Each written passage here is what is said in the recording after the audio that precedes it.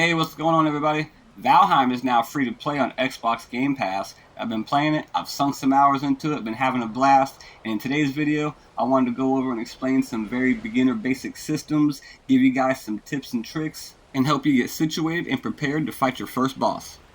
Alright, so to start things off, as soon as you get dropped off by that big bird, you're going to be in a part of the map called the Meadows, and you're going to find yourself surrounded by all these stone tablets with these drawings, and each one of these drawings represents a boss out there in the world that you're going to need to find their altar and offer them whatever offering they need to summon them, and then kill them, and after you kill them, you bring the trophy or whatever you get from them back here, and you hang it, and then you can get their power. And each boss provides you with a different power. Now the first boss that we're going to go kill, located here in the Meadows, is this big giant deer. Now in my game, I've already killed him, so I've already put his trophy thing there. But if you notice right here beside it, this little stone tablet with this compass looking thing, if you click onto that, that will actually show you where his altar is located. So you can make your way over there and present him with, he's going to need a deer trophy to summon him.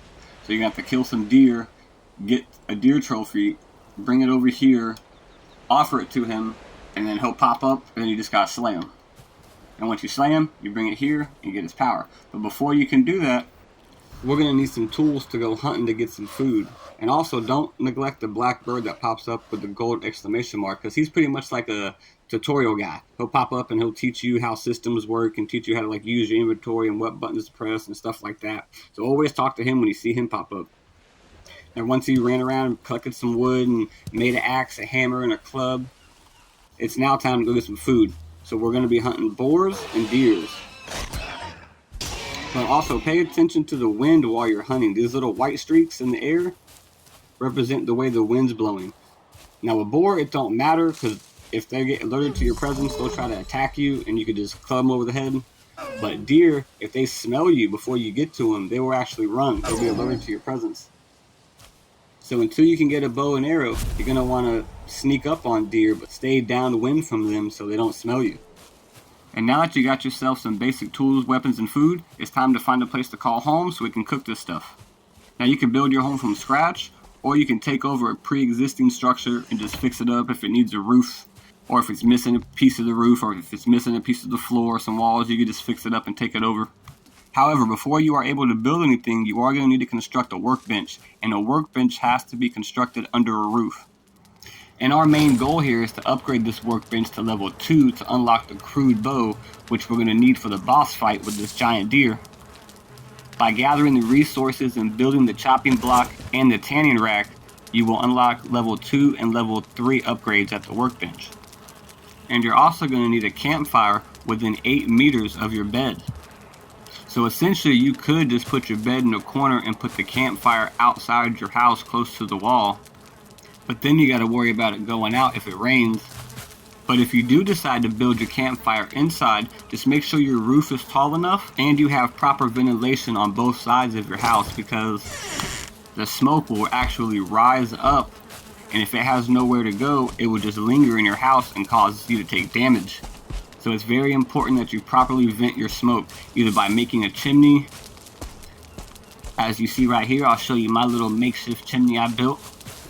It's got a little 45-degree thatch roof on it to vent the smoke out.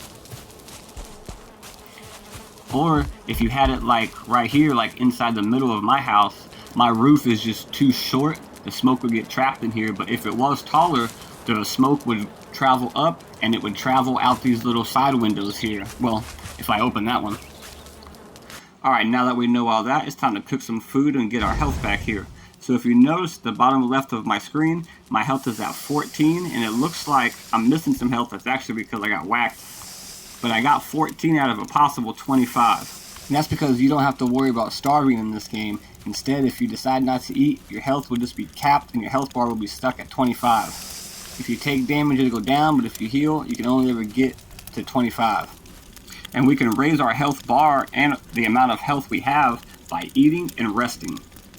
Now, foods also have different properties and qualities, meaning that different foods can heal you, but certain foods are going to be better at it than others. Just like helping out your stamina, certain foods are going to be better at it than others.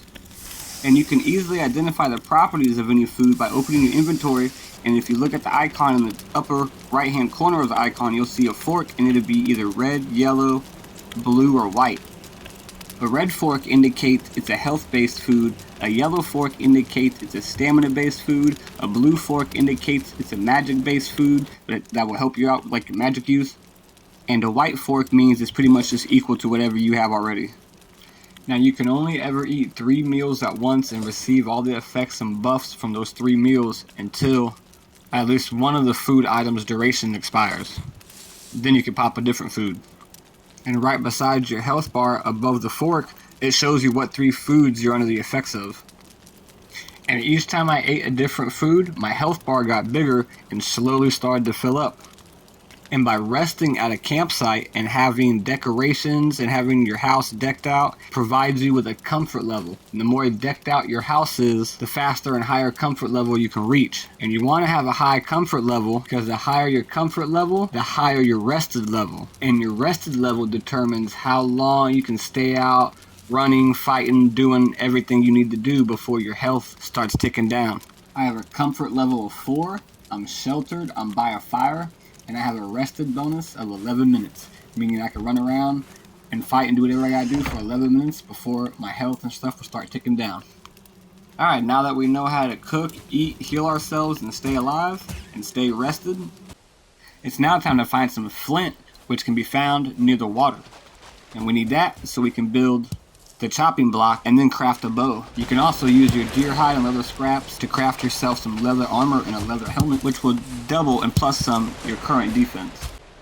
Now that we got the flint, we can build the chopping block to craft a crude bow. And if you hold your left bumper and press down the D-pad or up on the D-pad, it will zoom your camera view in or out. And while using a bow, there's a nice little trick to be very accurate. If you zoom your camera out and you line your target up in between your head and your elbow while zoomed out, your shot will either hit or be very, very close.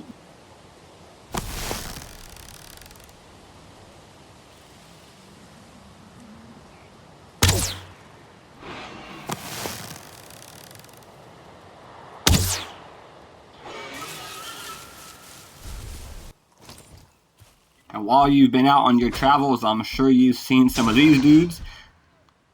You should farm them and kill a whole bunch of them to get the resin, and also kill a whole bunch of these birds to get the feathers, so you can then craft flame arrows, which are going to help you out greatly in the boss fight. Oh, and I did forget to mention, guys, at the workbench, you can upgrade all your gear and armor by simply hitting the right trigger, going to the upgrade page, and picking what you want to upgrade as long as you have the resources for it. You can also repair your weapons and armor by clicking the right stick in when you come into the workbench menu. Every time I come in, I just spam my right stick in and repair everything. And with all that being said, guys, you should now be ready to take on the first boss. Now, the only thing that we have left to do is to go to the summoning altar, place a deer trophy there, and summon this bad boy and prepare to battle. Alright, once you summon them, this fight is actually really easy. You can just spam your fire arrows, just manage your stamina, just jog for a little bit, then run away from them, turn around, hit them with arrows, and just let the fire do the work. Should only take a couple minutes at max, but it's not that hard at all. It just requires a little time. And there you have it, guys. That is a guide up to your first boss in Valheim. If I helped you out or taught you anything, leave me a like. If you have any questions or comments or saw something I got wrong or want to correct me or anything, feel free to leave them down there in the comments. And until next time, guys, see ya.